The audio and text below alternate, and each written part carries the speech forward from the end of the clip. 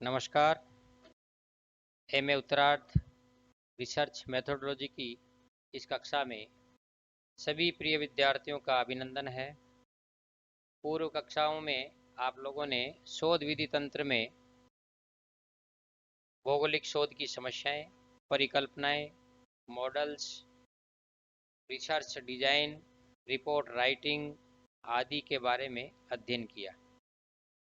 आज की कक्षा में हम विवेचन करेंगे nature and source of data, आंकड़ों की प्रकृति एवं स्रोत। भूगोल एक अंतर अनुशासनात्मक विज्ञान है जिसमें अनेक विषयों की भांति तथ्यों की पुष्टि एवं प्रस्तुतिकरण हेतु आंकड़ों का प्रयोग करते हैं। भूगोल में आंकड़ों की आवश्यकता हर कदम पर पड़ती है। हम किसी भी देश या क्षेत्र का क्षेत्रीय अध्ययन करते हैं तो हमें अपने तथ्यों को समझने तथा उसकी पुष्टि करने के लिए विभिन्न प्रकार के आंकड़ों की आवश्यकता पड़ती है। उदाहरण के लिए, जब किसी क्षेत्र की धरातलीय आकृतियों का अध्ययन करते हैं तो ऐसी स्थिति में धरातल की वास्तविक ऊंचाइयों को प्रदर्शित करने के लिए समुचित मात्रा में आंकड़े होने चाहिए, अर्थात स्थानिक ऊंचाइयों का अथवा तल चिन्ह का अथवा कंटूर लाइंस के आधार पर हम किसी भी प्रकार के आंकड़े प्राप्त करते हैं जिसके आधार पर धरातलीय असमानताओं को व्यक्त करते हैं। इसी प्रकार जलवायु के तत्वों का प्रदर्शन करने के लिए तापमान, वर्षा, आर्द्रता, हवाओं आदि से संबंधित विभिन्न प्रकार के आंकड़ों की जरूरत पड़ती है। इस प्रकार भूगोल में हम विभिन्न प्रकार के आंकड़ों का प्रयोग करते हैं और आंकड़े किस तरह से इनकी प्रकृति है इसके बारे में भी जानना आवश्यक है। नेचर ऑफ डेटा अर्थात आंकड़ों की प्रकृति। भौगोलिक सर्वेक्षण में हम विभिन्न प्रकार के आंकड़े प्राप्त करते हैं, जैसे तापमान, वर्षा, वायुदाब, वायु दिशा, वायु वेग, मिट्टी के प्रकार, मिट्टी का कटाव, मिट्टी का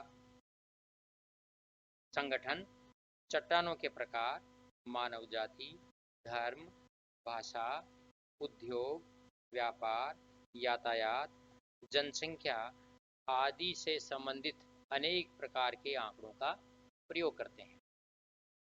इनमें से कई प्रकार के आंकड़े जैसे स्थिति से संबंधित होते हैं, अर्थात अक्षांशीय और देशांतरीय स्थिति होती है, या किसी स्थान की धरातलीय स्थिति होती है, या किसी स्थान विशेष की जो है भौगोलिक आदि विभिन्न प्रकार की स्थिति के आंकड़े होते हैं। तो स्थिति से संबंधित आंकड़े स्थायी रूप से होते हैं, अर्थात किसी भी देश की अक्षांशीय व देशांतरीय स्थिति स्थायी होती है, उसमें किसी प्रकार का परिवर्तन नहीं होता है, क्योंकि जिस भौगोलिक स्थिति में कोई भी प्रदेश या देश स्थित है तो उसी स्थिति में रहेगा। इसलिए कुछ आंकड़े स्थायी प्रकृति के होते हैं, जबकि जलवायु से संबंधित या जनसंख्या से संबंधित आंकड़े परिवर्तनशील रहते हैं।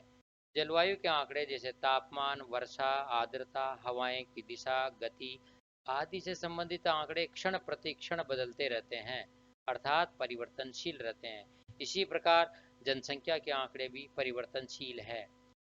सेंसस के अनुसार, जनगणना के अनुसार आंकड़ों की प्रकृति में परिवर्तन होता है।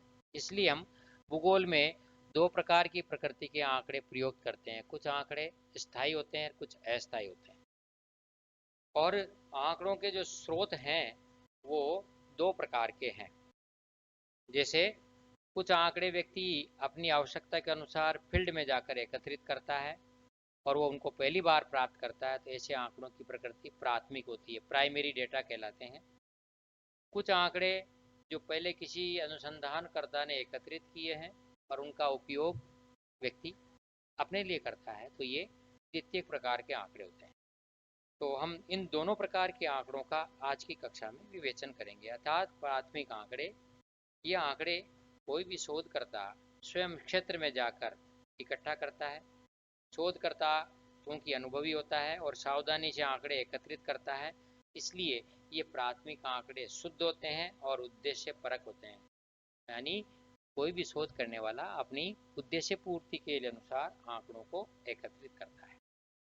दूसरे प्रकार की जो स्रोत हैं वह है सेकेंडरी डेटा, द्वितीयक आंकड़े।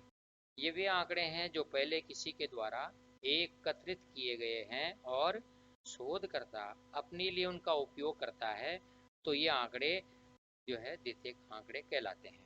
ऐसे आंकड़े सरकारी तथा गैर सरकारी प्रकाशनों में या कुछ प्रतिवेदनों में या कुछ जो है वो स्वयंसेवी संस्थाओं के दस्तावेजों में प्राप्त होते हैं।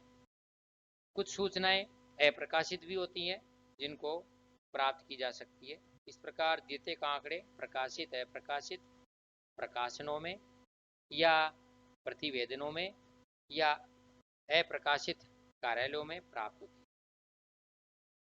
तो प्रकृति के अनुसार आंकड़े दो प्रकार के हैं, प्राथमिक और द्वितीयक। दोनों में बहुत अंतर है।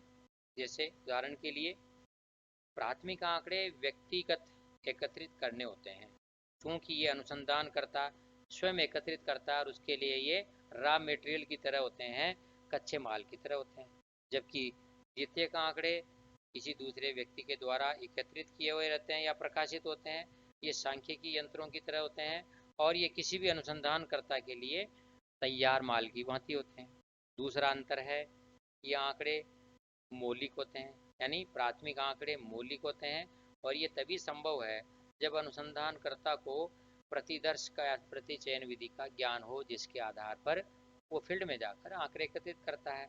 इसलिए जब स्वयं अनुसंधानकर्ता आंकड़े एकत्रित करता है तो प्राथमिक आंकड़े मौलिक होते हैं, जबकि द्वितीयक स्रोत के आंकड़े किसी दूसरे के द्वारा एकत्रित किए हुए रहते हैं, जिनका उपयोग आवश्यकता अनुसार कोई भी कर सकता है। तीसरा अंतर है, प्राथमिक आंकड़े अप्रकाशित होते हैं, यानी इनकी सत्यता असत्यता की पूरी पहचान तभी हो सकती है जब उनका तुलनात्मक अध्ययन किया जाता है। और द्वितीयक आंकड़े या तो सरकारी रिकॉर्ड में या अन्य एजेंसियों में अप्रकाशित रूप से या प्रकाशित रूप से मिलते हैं।